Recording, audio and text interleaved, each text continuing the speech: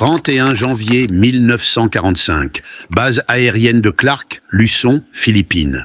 Les mains du major Frank McCoy tremblaient légèrement alors qu'il photographiait l'avion devant lui, un bombardier Mitsubishi Betty, intact, portant le numéro de queue 763-12. Ce ne peut pas être leur conception standard. Aucune force aérienne ne construirait des bombardiers de cette manière. Le fuselage luisait sous le soleil tropical, sa forme cylindrique distinctive justifiant son surnom allié. Mesurant près de 20 mètres du nez à la queue, le bombardier reposait sur son train tricycle comme un énorme cigare sur le tarmac. Les ailes, d'une envergure de 25 mètres d'une extrémité à l'autre, ne montraient aucun dommage de combat. Les moteurs, des radios 14 cylindres produisant 1530 chevaux chacun, semblaient intacts. Ce n'était pas un avion écrasé récupéré dans une épave. C'était un bombardier opérationnel complet abandonné par son équipage durant l'avance américaine. Mais ce qui avait capté l'attention totale de McCoy, ce qui allait révolutionner la compréhension américaine de la doctrine aérienne japonaise, était ce qu'il découvrit lorsqu'il grimpa à l'intérieur des ailes, à travers les panneaux d'inspection. Les réservoirs de carburant étaient complètement non protégés. Aucun composé de caoutchouc auto-obturant, aucune plaque de blindage, aucun système d'extinction d'incendie, aucun revêtement protecteur de quelque type que ce soit. Juste une fine peau d'aluminium, peut-être 2 mm d'épaisseur, séparant des milliers de litres de carburant aviation à haut indice d'octane des tirs de mitrailleuses ennemies. Le major McCoy, commandant de l'unité de renseignement technique aérien du Pacifique Sud-Ouest, avait examiné des dizaines d'avions japonais écrasés à travers le Pacifique. Mais rien ne l'avait préparé à ce moment. Ce bombardier, abandonné intact lors de la libération américaine de Clark Field, allait exposer une philosophie de conception si étrangère à la pensée militaire occidentale qu'il faudrait des mois aux analystes pour en comprendre pleinement les implications. Les mathématiques de cette découverte allaient remodeler la doctrine tactique américaine et la conception des avions pour le reste de la guerre.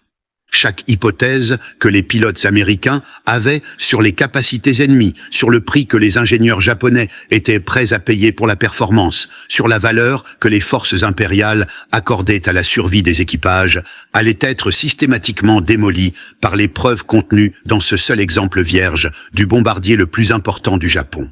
Le voyage vers cette révélation avait commencé 4 ans plus tôt, le 8 décembre 1941. Ce matin-là, alors que la fumée s'élevait encore de Pearl Harbor, 82 bombardiers G4M et 26 bombardiers G3M décollèrent de base à Formose. Leur cible était Clark Field lui-même, la principale base aérienne américaine aux Philippines. L'attaque obtint une surprise tactique complète. Arrivant à 12h35, la formation japonaise volait à 6100 mètres au-delà de la portée des canons anti-aériens américains. 27 bombardiers de la vague initiale larguèrent 636 bombes à travers les pistes et installations de Clark Field. Quelques instants plus tard, des chasseurs Zéro descendirent à basse altitude, leurs mitrailleuses détruisant chaque avion qui avait survécu au bombardement. Sur 17 forteresses volantes B-17 au sol, 12 furent détruites. Presque chaque chasseur P-40 Warhawk fut réduit à une épave en flammes. En 45 minutes, la puissance aérienne américaine aux Philippines avait été effectivement éliminée. Le lieutenant James Harrington, l'un des rares pilotes américains survivants, regarda depuis un abri anti-aérien alors que la formation japonaise se retirait vers le nord. « Ce qui m'a frappé, c'est comment ils sont arrivés », écrivit-il plus tard dans son rapport de combat. « Formation parfaite, haute altitude, totalement hors de notre portée. Puis les chasseurs sont descendus et nous ont mis en pièces. Nous n'avons pas pu faire décoller un seul avion. » Mais les bombardiers Betty eux-mêmes étaient repartis intacts. Les rares chasseurs américains qui réussirent à décoller arrivèrent trop tard, ne trouvant qu'un ciel vide. Les Japonais avaient démontré le rayon d'action exceptionnel de leurs bombardiers, frappant depuis des bases à 740 km, un exploit qu'aucun bombardier américain ne pouvait égaler à ce stade de la guerre. La première année de combat du Betty s'avérerait d'une efficacité dévastatrice.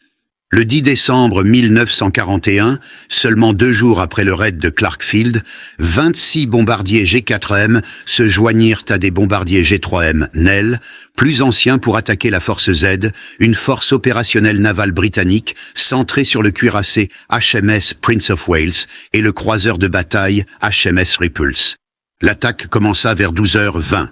Les bombardiers japonais approchèrent en vagues coordonnées, leurs attaques à la torpille exécutées avec une précision qui stupéfia les observateurs britanniques. Les bombardiers Betty transportaient des torpilles aériennes type 91, chacune pesant 840 kg avec une charge militaire de 205 kg. Les torpilles étaient conçues spécifiquement pour les opérations en eau peu profondes, naviguant à des profondeurs pouvant frapper les navires même dans les eaux côtières. Les attaques à la torpille se concentrèrent sur les deux navires capitaux avec une précision dévastatrice.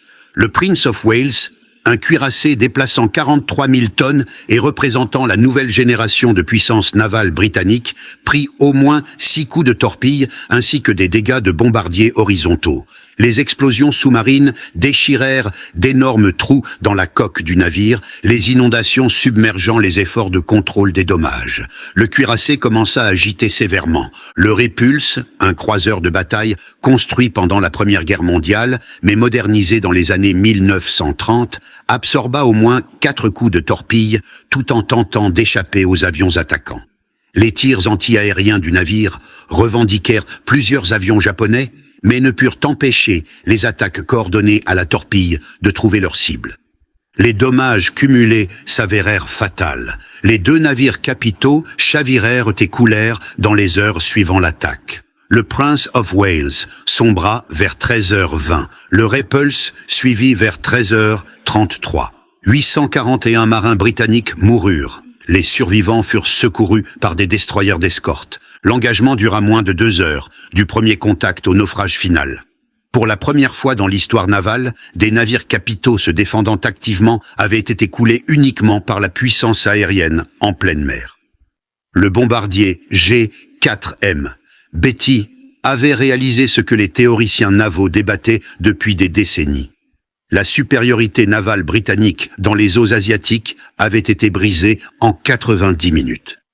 À travers le théâtre du Pacifique, jusqu'à début 1942, les pilotes américains et alliés rencontrèrent des bombardiers Betty dans chaque engagement majeur.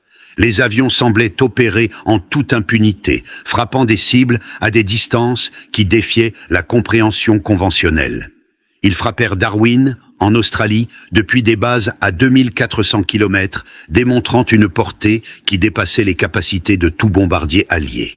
Ils attaquèrent Port Moresby depuis des aérodromes à travers les chaînes de montagnes de Nouvelle-Guinée. Maintenant, la pression sur les positions alliées dans tout le Pacifique sud-ouest. Ils frappèrent Guadalcanal depuis Rabaul, une distance dépassant 960 km, projetant la puissance aérienne japonaise à travers de vastes étendues océaniques.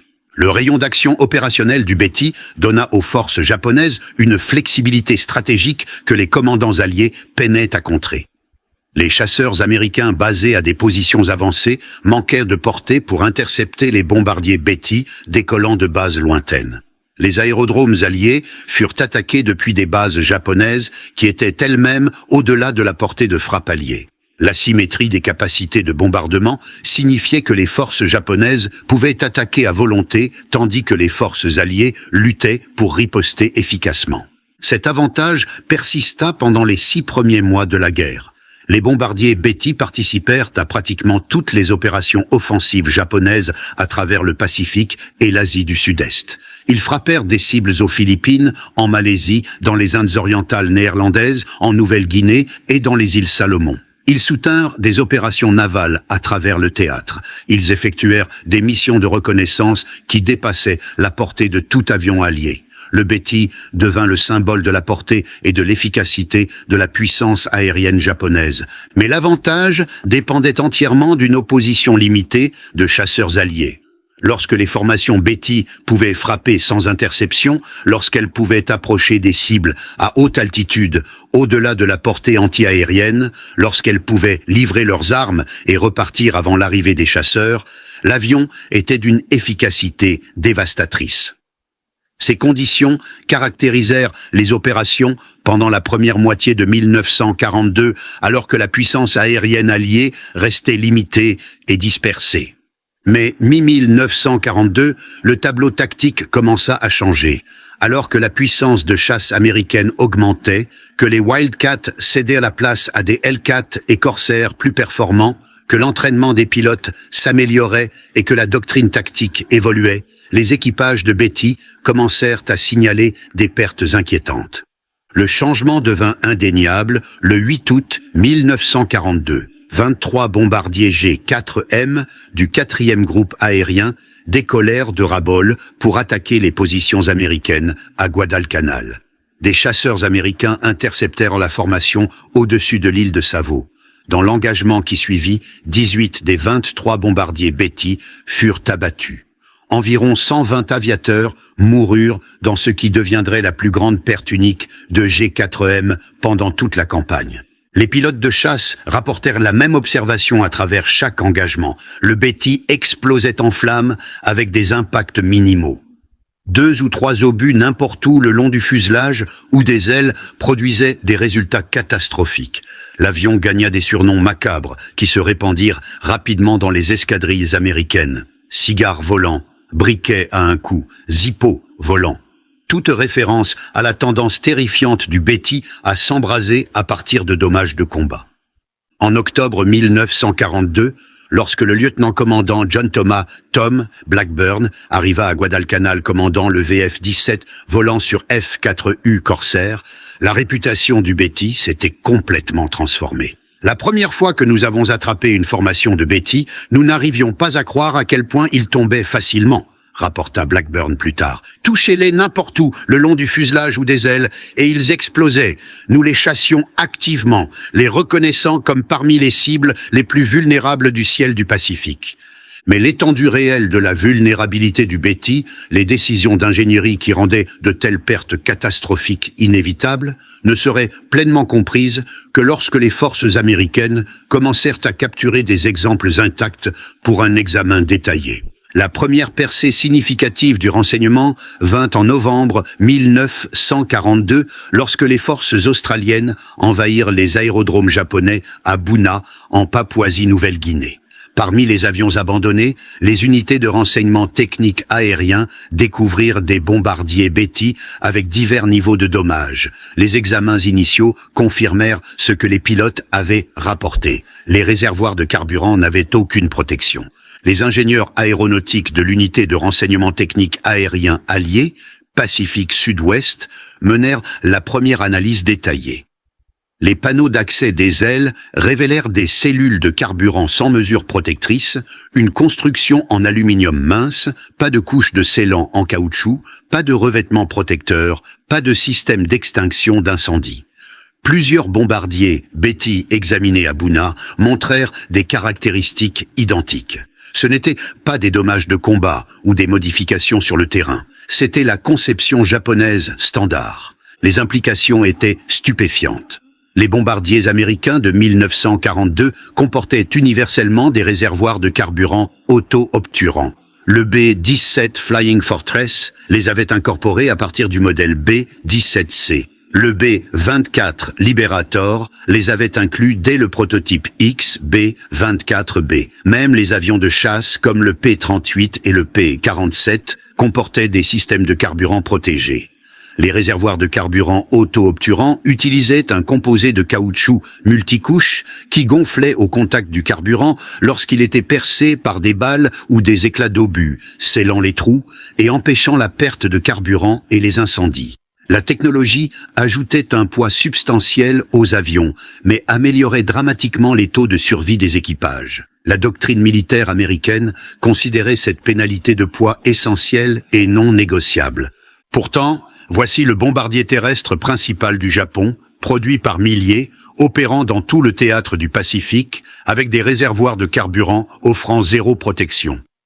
Le poids économisé en éliminant les systèmes auto-obturants, les plaques de blindage et l'équipement de suppression d'incendie était immédiatement apparent. Mais le coût en vie d'équipage devenait également évident dans les statistiques de pertes qui augmentaient à chaque engagement. Le Betty capturé à Clarkfield en janvier 1945 fournirait l'analyse technique la plus complète. Le major McCoy et son équipe passèrent 3 semaines à démanteler et documenter chaque système. Leur rapport, classé secret et distribué à toutes les forces aériennes alliées, détailla des spécifications qui expliquaient à la fois les capacités extraordinaires du Betty et ses vulnérabilités catastrophiques. Les spécifications du G4M Modèle 1 révélèrent un avion optimisé impitoyablement pour la portée et la vitesse. Poids à vide, 6740 et 1 kg. Remarquablement léger pour un bombardier de sa taille. Poids maximal au décollage, 9500 kg. Capacité de carburant, 4780 litres répartis sur 8 réservoirs non protégés, 4 dans chaque aile, positionnés dans la section centrale des ailes où ils étaient les plus vulnérables aux dommages de combat. Vitesse maximale, 428 km/h, environ 265 miles par heure. Portée maximale, 6034 km, plus de 3700 miles. Plafond de service, 8500 mètres. Équipage, 7 membres, incluant pilote, copilote, navigateur, bombardier, opérateur radio et 2 mitrailleurs. La conception du système de carburant était particulièrement révélatrice. Les 8 réservoirs étaient arrangés en 4 groupes de 2, positionnés le long de l'axe longitudinal de l'aile où celle-ci rejoignait le fuselage. Ce placement maximisait la capacité de carburant en utilisant la partie la plus épaisse de la structure de l'aile, mais il positionnait aussi les réservoirs directement dans la trajectoire des tirs ennemis pendant le combat. Toute attaque, depuis le côté ou en dessous, frapperait inévitablement les réservoirs de carburant. La construction en aluminium ne fournissait aucune protection. L'absence de composés auto-obturants signifiait que même de petites perforations fuiraient du carburant continuellement. Les ingénieurs américains calculèrent que le poids économisé en éliminant les systèmes de protection dépassait 500 kg par avion.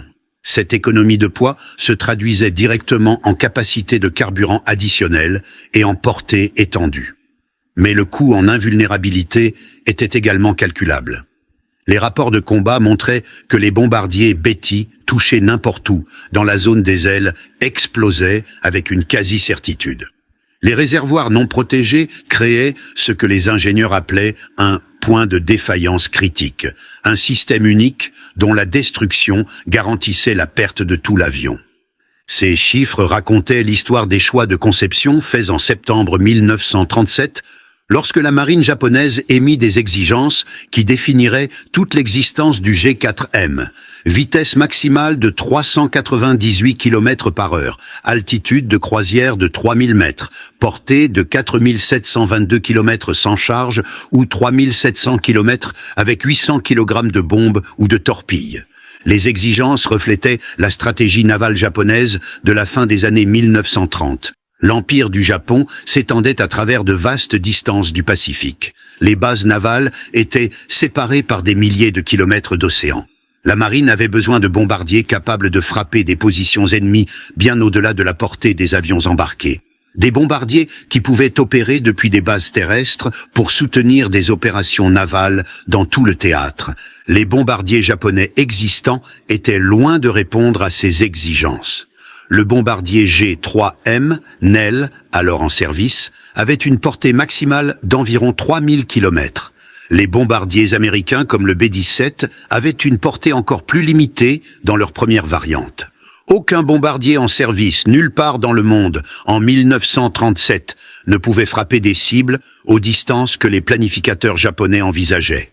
Les exigences de la marine n'étaient pas arbitraires. Elles étaient calculées sur la base des distances que les forces japonaises auraient à couvrir dans tout futur conflit du Pacifique. De Formose aux Philippines, 740 km. De Rabaul à Guadalcanal, 960 km. Des îles japonaises à des cibles potentielles à travers le Pacifique, des milliers de kilomètres. Le bombardier qui pourrait répondre à ces exigences donnerait au Japon une portée stratégique qu'aucune autre nation ne possédait. Mais les exigences reflétaient aussi des hypothèses sur la guerre future qui s'avéreraient catastrophiquement erronées.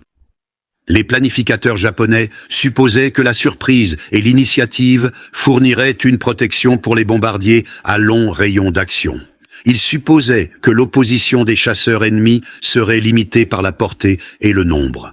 Ils supposaient que la guerre serait décidée rapidement avant que la capacité industrielle ennemie ne puisse générer une force écrasante. Chaque hypothèse s'avérerait fausse. L'homme chargé d'atteindre l'impossible était Kiro Honjo, qui mena l'équipe de conception Mitsubishi après avoir pris la relève de Joji Hattori. Honjo avait étudié la conception de bombardiers chez Junkers en Allemagne au début des années 1930, absorbant les principes d'ingénierie aéronautique européens et les techniques de fabrication avant de retourner au Japon. Il comprit immédiatement que répondre aux exigences de la marine demanderait des compromis que les forces aériennes occidentales n'accepteraient jamais. Honjo assembla une équipe d'ingénieurs aux installations de Mitsubishi à Nagoya pour relever les défis de conception. L'équipe analysa chaque aspect de la conception des bombardiers, calculant les budgets de poids pour chaque composant et système. Ils étudièrent les bombardiers existants de plusieurs nations, identifiant où le poids pouvait être réduit sans compromettre l'intégrité structurelle. Ils expérimentèrent de nouvelles techniques de construction et matériaux qui pourraient offrir des économies de poids. Les mathématiques étaient brutalement simples. Pour atteindre la portée requise, l'avion avait besoin d'une capacité de carburant massive. Chaque litre de carburant aviation pesait environ 0,8 kg. 4780 litres de carburant signifiaient environ 3800 kg de poids de carburant à pleine charge. Pour atteindre la vitesse requise avec cette charge de carburant, l'avion avait besoin d'un poids minimal. Chaque kilogramme ajouté au poids à vide réduisait soit la portée, soit la capacité de charge utile. Ces deux exigences existaient en opposition directe. Le carburant était lourd, les systèmes de protection étaient lourds. Des plaques de blindage pesant des centaines de kilogrammes seraient nécessaires pour protéger les postes d'équipage et les systèmes vitaux. Les réservoirs de carburant auto-obturant ajoutaient un poids substantiel par les composés de caoutchouc et la structure additionnelle requise. Les systèmes d'extinction d'incendie ajoutaient du poids. Les mesures de sécurité redondantes ajoutaient du poids. Le poids cumulé d'une protection adéquate empêcherait d'atteindre les performances requises. Honjo prit la décision qui définirait le G4M tout au long de sa carrière. La protection serait sacrifiée pour la performance. Les réservoirs de carburant seraient en construction d'aluminium non protégé. Pas de composés auto-obturants, pas de blindage autour des cellules de carburant, pas de système d'extinction d'incendie au-delà d'extincteurs basiques, pas de mesures de sécurité redondantes. Chaque kilogramme économisé serait investi dans la capacité de carburant, la portée et l'atteinte des spécifications de performance de la marine. La décision ne fut pas prise à la légère.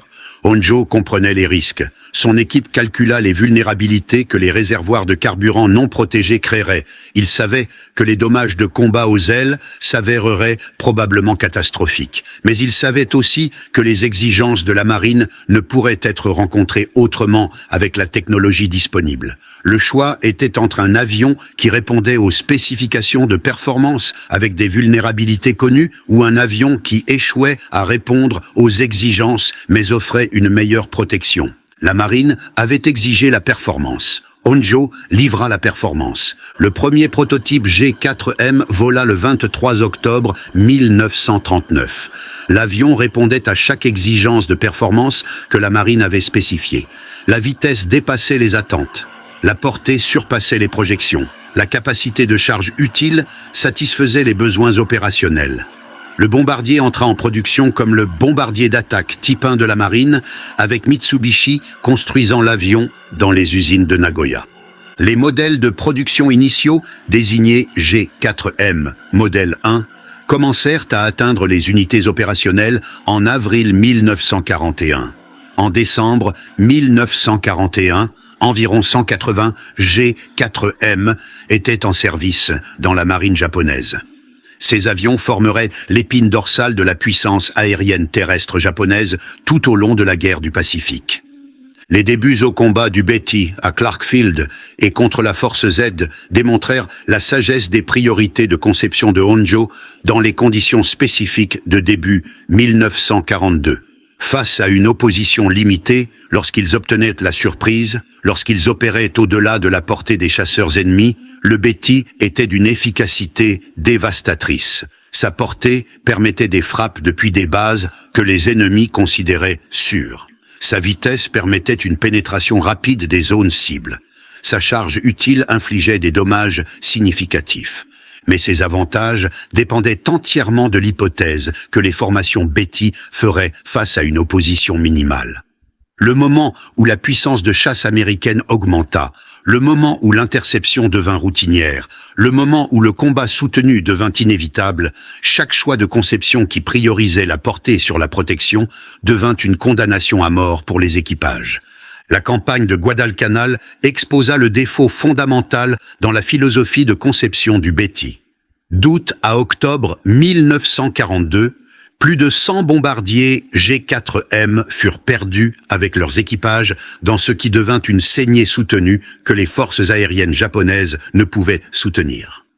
La seule mission du 8 août détruisit 18 des 23 avions avec environ 120 aviateurs tués.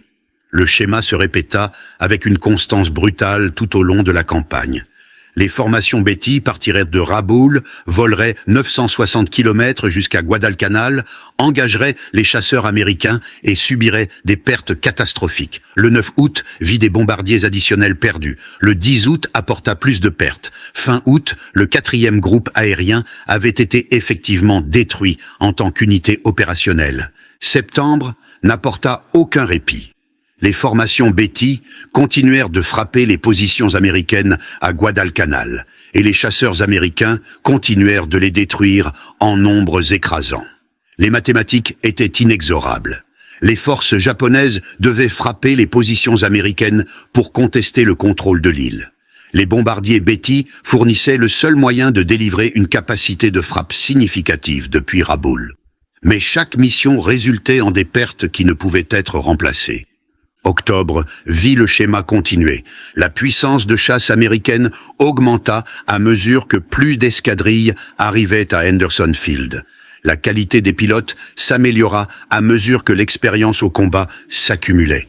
La doctrine tactique évolua pour exploiter plus efficacement les vulnérabilités du Betty. Les pertes japonaises s'accélérèrent même lorsque le nombre de bombardiers disponibles pour les missions déclina. En novembre, lorsque la campagne de Guadalcanal prit effectivement fin avec le retrait japonais, les pertes de Betty dépassaient 100 avions. Les pertes parmi les équipages approchaient 700 hommes morts. Le taux d'échange était insoutenable. Le bombardier terrestre le plus capable du Japon avait été rendu obsolète par ses propres vulnérabilités, transformé d'une arme redoutée en ce que les pilotes américains appelaient de la chair à canon. Les planificateurs japonais s'attendaient à des pertes. Toutes les opérations militaires impliquaient des victimes, mais l'échelle des pertes de Betty dépassa chaque projection. Les réservoirs de carburant non protégés qui permettaient une portée de 6000 km garantissaient aussi que tout impact sur les ailes ou le fuselage serait probablement fatal. Il n'y avait pas de terrain d'entente, pas de bombardiers endommagés rentrant à la maison, pas d'avions endommagés mais pouvant survivre. Les bombardiers Betty retournaient intacts ou explosaient en flammes. Mi-1943, les ingénieurs japonais reconnurent que des modifications étaient essentielles. À partir du 663e avion produit en mars 1943, des feuilles de caoutchouc de 30 mm furent installées sous les surfaces des ailes où se trouvaient les réservoirs de carburant. Ces feuilles n'étaient pas de vrais réservoirs auto-obturants. C'était une mesure de compromis, ajoutant un poids minimal tout en fournissant une protection limitée contre les fuites de carburant. La modification réduisait la vitesse maximale de 9 km par heure. La portée maximale diminuait de 315 km. Mais les taux de survie des équipages ne montrèrent aucune amélioration significative. Les feuilles de caoutchouc pouvaient ralentir les fuites de carburant de coups de petit calibre. Elles ne pouvaient pas empêcher les incendies de balles de plus gros calibre ou d'obus de canon. Elles ne pouvaient pas arrêter les explosions lorsque les balles traçantes enflammaient les vapeurs de carburant. La vulnérabilité fondamentale restait inchangée. Les concepteurs japonais tentèrent une protection plus complète avec le G4M Model 3, introduit en octobre 1944. Cette variante comportait de vrais réservoirs de carburant auto-obturant avec une capacité réduite à 4490 litres pour accommoder le matériau bloquant les fuites. La modification réduisait la portée maximale à 3640 km, une perte de plus de 2000 km comparée au G4M modèle, un original. Environ 60 à 91 avions G4M modèle 3 furent produits d'ici la fin de la guerre, selon les sources. La modification arriva trop tard et en nombre trop limité pour affecter le bilan de combat du Betty. Fin 1944, la supériorité aérienne américaine était si complète qu'aucun niveau de protection des réservoirs de carburant n'aurait permis aux bombardiers Betty d'opérer efficacement. L'issue de la guerre était déjà déterminée. La vulnérabilité du Betty devint si notoire que les forces américaines commencèrent à utiliser l'avion de manière qui soulignait les dangers auxquels faisaient face les équipages japonais. Le 18 avril 1943, le bombardier Betty devint l'instrument de la mort de l'amiral Isoroku Yamamoto dans un engagement qui démontra à la fois les capacités du renseignement des transmissions américaines et les faiblesses fatales de l'avion.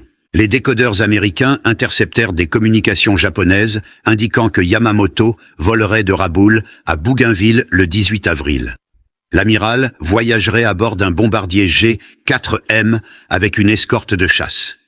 18 P-38 Lightning du 339e escadron de chasse furent assignés à intercepter le vol, bien que seulement 16 volèrent effectivement la mission après qu'un avion eut crevé un pneu au décollage et qu'un autre eut des problèmes de réservoir largable.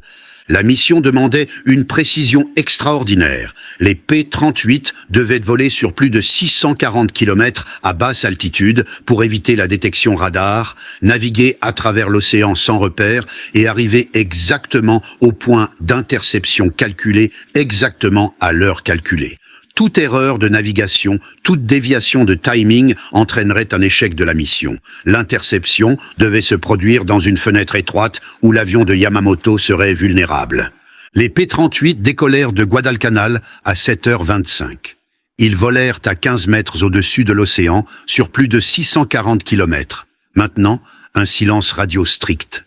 La navigation se faisait par estimation et chronométrage.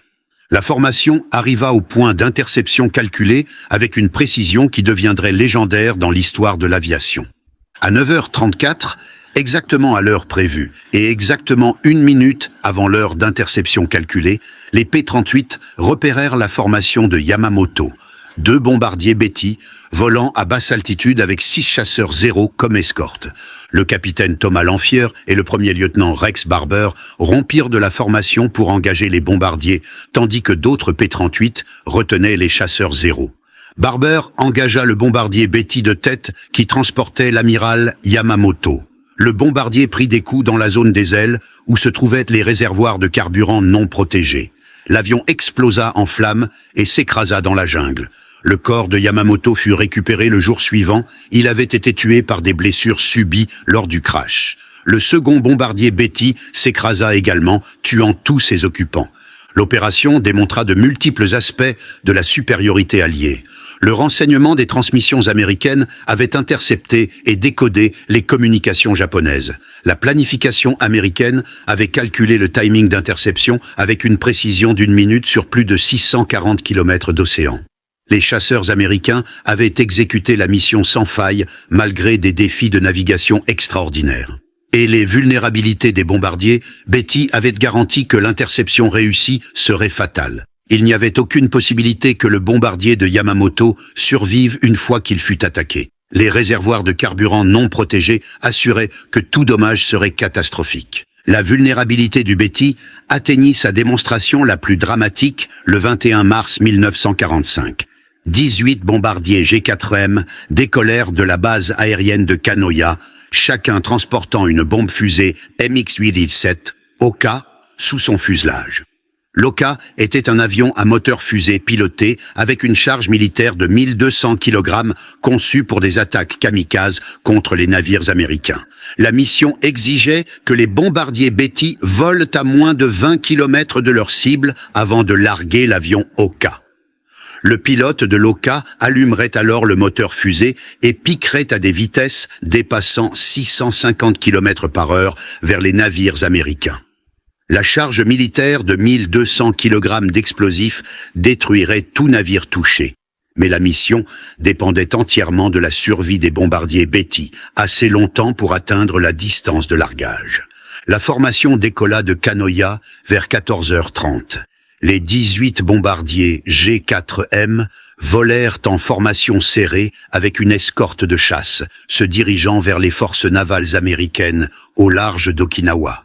Chaque bombardier transportait une arme Oka sous son fuselage, ajoutant un poids substantiel et une traînée qui réduisait la vitesse et la manœuvrabilité. Les bombardiers étaient encore plus vulnérables que d'habitude, incapables d'éviter ou de manœuvrer efficacement tout en portant les charges Oka.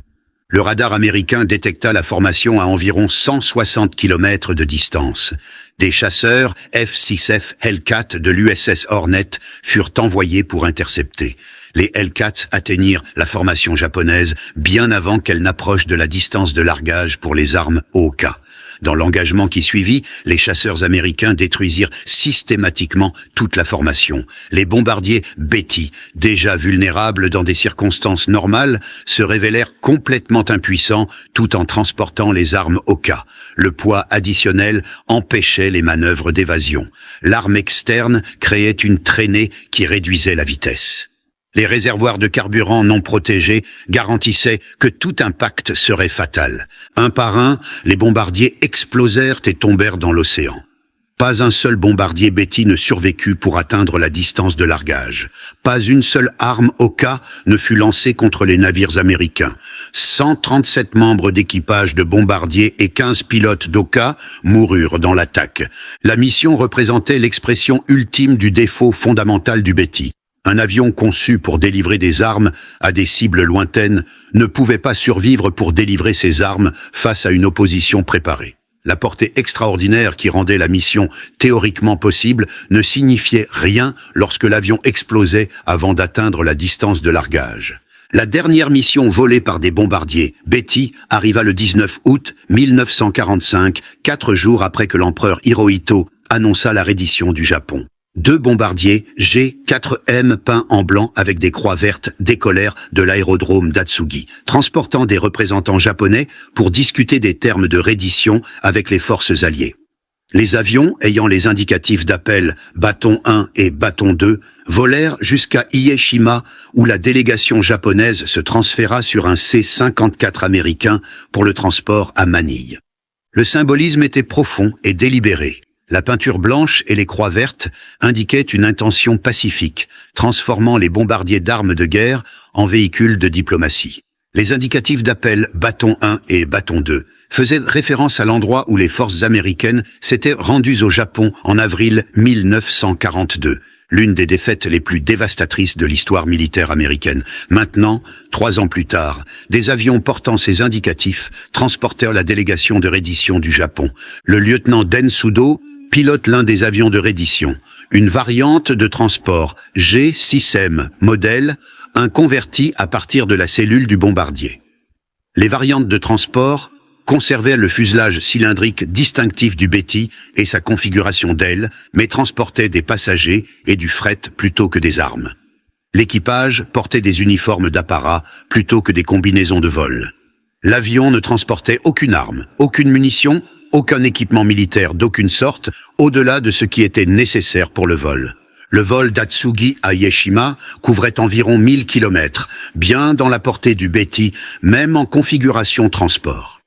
Des chasseurs américains escortèrent les bombardiers Betty blancs tout au long de leur vol, assurant qu'ils restaient sur le parcours prescrit. L'escorte était à la fois protectrice et supervisetrice, garantissant un passage sûr tout en empêchant toute déviation des routes planifiées. Les bombardiers Betty blancs, avec des croix vertes, devinrent l'image finale de l'avion qui avait ouvert la guerre du Pacifique à Clark Field en décembre 1941. La boucle était bouclée. Le bombardier qui avait détruit la puissance aérienne américaine aux Philippines dans les premières heures de la guerre transportait maintenant la délégation de reddition du Japon dans les derniers jours de la guerre. L'avion qui avait symbolisé la portée et l'efficacité de la puissance aérienne japonaise symbolisait maintenant la défaite du Japon et sa soumission aux conditions alliées. Les statistiques de production du Betty reflètent à la fois l'importance de l'avion pour les opérations japonaises et le coût terrible de sa philosophie de conception. La production totale atteignit environ 2414 avions à travers toutes les variantes, bien que certaines sources citent des chiffres allant jusqu'à 2435 en incluant tous les prototypes et sous-types. La variation dans les totaux reflète différentes méthodes de comptage des prototypes, sous-types et variantes de transport. Le G4M modèle comprenait environ 1172 avions produits de 1941 à début 1943. Cette variante comportait la conception originale de réservoirs de carburant non protégés avec une capacité de 4780 litres. La vitesse maximale atteignait 428 km/h. La portée maximale de 6034 km en faisait le bombardier ayant la plus grande portée en service n'importe où dans le monde. Mais l'absence complète de système de protection le rendait catastrophiquement vulnérable une fois que la puissance de chasse américaine augmenta. Le G4M, modèle 2, avec une capacité de carburant accrue et une vitesse légèrement supérieure, représenta environ 1142 exemplaires produits de 1943 à 1945. Cette variante augmenta la capacité de carburant à 6490 litres, étendant encore la portée maximale. La vitesse maximale augmenta légèrement à 437 km/h, mais le modèle 2 conserva la vulnérabilité fondamentale des réservoirs de carburant non protégés. Les modifications amélioraient les performances sans aborder la survie. Le G4M modèle 3, désigné modèle 34, représentait la seule variante avec de vrais réservoirs de carburant auto-obturants. La production commença en octobre 1944, mais seulement 60 à 91 avions furent achevés d'ici la fin de la guerre, selon les sources. Les réservoirs auto-obturants réduisirent la capacité de carburant à 4490 litres pour accommoder le matériau bloquant les fuites. La portée maximale diminua à 3640 km, une perte de plus de 2000 km comparée au modèle 1. La modification arriva trop tard et en nombre trop limité pour affecter les résultats du combat. La variante de transport G6M, convertie à partir de cellules de bombardier, ajouta environ 30 avions. Ces versions de transport transportaient des passagers et du fret plutôt que des armes, servant dans des rôles de liaison et de communication. Le G6M modèle, utilisé pour l'un des avions de reddition en août 1945, représentait cette variante. La production continua jusqu'en août 1945, les derniers avions étant achevés juste quelques jours avant la reddition du Japon. Les usines Mitsubishi produisirent des bombardiers Betty à des taux de pointe d'environ 100 avions par mois pendant 1943. La production diminua en 1944 et 1945 alors que les bombardements alliés perturbaient l'industrie japonaise et que les ressources étaient détournées vers la production de chasseurs pour la défense de la patrie. Ces nombres de production firent du Betty l'un des bombardiers les plus nombreux du Japon, dépassé seulement par certains types de chasseurs en production totale. Sur 4 ans de guerre, Mitsubishi livra environ 2400 avions aux unités de la marine japonaise à travers le théâtre du Pacifique. Les bombardiers servirent dans chaque campagne majeure, participèrent à chaque engagement naval significatif et frappèrent des cibles à travers des distances couvrant des milliers de kilomètres. Mais les statistiques de production ne racontent qu'une partie de l'histoire. Les taux de perte racontent le reste. Peu de bombardiers Betty survécurent jusqu'à la fin de la guerre. L'écrasante majorité furent détruits au combat, consumés par les incendies que les réservoirs de carburant non protégés rendaient inévitables. En août 1945, lorsque le Japon se rendit, seulement une poignée de bombardiers Betty opérationnels restait en service. L'avion, qui se comptait par centaines en 1942, avait été réduit à des douzaines par une attrition qu'aucune production ne pouvait remplacer. Les statistiques de victimes parmi les équipages de Betty furent similairement dévastatrices. bien que les nombres exacts restent difficiles à vérifier à partir des archives disponibles. Ce qui est certain, c'est que des milliers de membres d'équipage aérien japonais moururent dans des bombardiers Betty, leur mort rendue presque inévitable par les vulnérabilités fondamentales de l'avion. Les réservoirs de carburant non protégés créaient des conditions où la survie dépendait entièrement d'éviter les dommages de combat. Une fois touchés, les bombardiers Betty survivaient rarement. Une fois en feu, ils ne survivaient jamais. Les équipages comprenaient ces probabilités et volaient quand même parce que la discipline militaire et les valeurs culturelles exigeaient qu'ils acceptent les risques, quelles que soient les conséquences. Les équipages de Betty survivants furent unanimes dans leur évaluation. Les réservoirs de carburant non protégés de l'avion faisaient de la survie une question de pure chance. Aucune quantité de compétences, aucune innovation tactique, aucun courage ne pouvait compenser la vulnérabilité fondamentale intégrée dans chaque G4ME, l'ancien quartier-maître de l'ère Masaharu, qui compléta 28 missions de combat avant d'être transféré à des fonctions d'entraînement, offrit le résumé le plus direct. Le Betty était un avion magnifique, qui nous demandait de mourir pour sa portée. Nous le pilotions parce qu'on nous ordonnait de le piloter. Nous mourions dedans parce que c'était ce pourquoi il était conçu. La comparaison avec les systèmes de protection des bombardiers alliés souligne la différence marquée dans la philosophie de conception. Le B-17 Flying Fortress comportait un blindage protégeant les sièges du pilote et du copilote avec des plaques d'acier de 8 à 13 mm d'épaisseur. Des cloisons blindées protégeaient les postes d'équipage à travers le fuselage. La position de bombardier comportait du verre blindé. Les positions des mitrailleurs de sabord incluaient des boucliers protecteurs. Les réservoirs de carburant auto-obturants étaient standards à partir du modèle B-17C. Introduit en 1941, le B-25 Mitchell incorporait une protection similairement complète. Les sièges du pilote et du copilote comportaient un blindage. Les réservoirs de carburant incluaient des composés auto-obturants dès la production initiale. Le poids à vide du B-25, d'environ 9100 kg, reflétait la pénalité de poids substantiel des systèmes de protection, environ 2000 kg plus lourd que le Betty. Malgré une taille et un rôle similaires, la pénalité de poids pour les systèmes de protection alliés était substantielle et acceptée comme nécessaire. Les études américaines pendant la guerre démontrèrent l'efficacité des mesures de protection des équipages avec une précision statistique. Les gilets pare-balles réduisaient les décès par blessure thoracique de 36% à 8%, une réduction de plus de 75% des décès par blessures à la poitrine. Les réservoirs de carburant auto-obturants réduisaient les victimes liées aux incendies par des marges similaires. Les avions équipés de systèmes de carburant protégés montraient des taux de survie 3 à 4 fois plus élevés que les avions non protégés lorsqu'ils étaient endommagés au combat. Les postes d'équipage protégés augmentaient les taux de survie dans les avions endommagés en fournissant une protection contre les éclats d'obus et les tirs d'armes légères. Le verre blindé empêchait les victimes parmi les pilotes lors d'attaques frontales.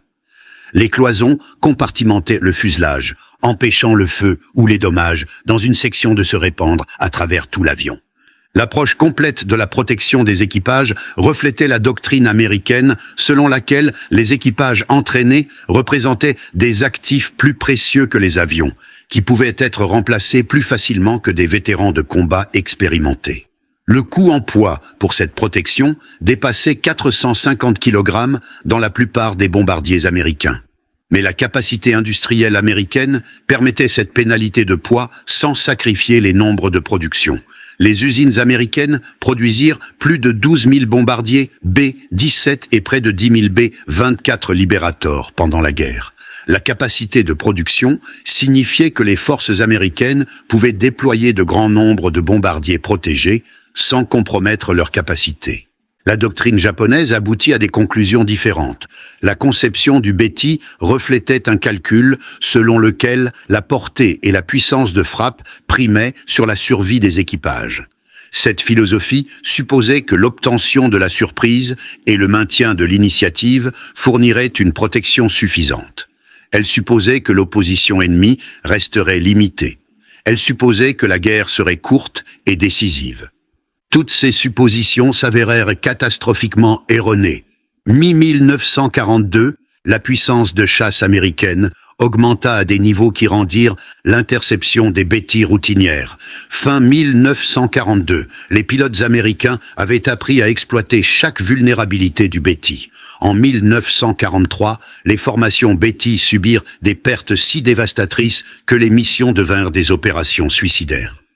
En 1944, les bombardiers Betty pouvaient à peine opérer de jour face à l'opposition américaine. Les mathématiques de la guerre du Betty furent écrites dans le feu et la perte. Chaque avantage qui rendait l'avion formidable début 1942 devint sans importance une fois que le combat soutenu commença. La portée ne signifiait rien lorsque les bombardiers explosaient avant d'atteindre les cibles. La vitesse ne signifiait rien lorsque les chasseurs pouvaient intercepter depuis des bases lointaines. La charge utile ne signifiait rien lorsque les formations étaient détruites avant le largage des armes. L'examen de l'avion portant le numéro de queue 763-12 à Clark Field en janvier 1945 révéla toute l'histoire. Les réservoirs de carburant non protégés qui choquèrent le major McCoy n'étaient pas une négligence, pas un expédient temporaire, pas un échec de conception. Ils étaient le choix délibéré d'ingénieurs qui croyaient que la portée importait plus que la survie. Les concepteurs japonais avaient créé exactement ce que leurs spécifications exigeaient. Un avion avec une portée et une vitesse extraordinaires, construit avec un poids minimal, optimisé pour les exigences de mission qu'ils avaient reçues. Les réservoirs n'étaient pas protégés parce que la protection aurait empêché d'atteindre les performances requises. La décision avait parfaitement du sens dans les contraintes de la technologie de 1937 et des hypothèses de 1937 sur la guerre future. Mais ces hypothèses s'effondrèrent face à la réalité d'un combat soutenu contre un adversaire ayant une capacité industrielle illimitée et un avantage technologique croissant.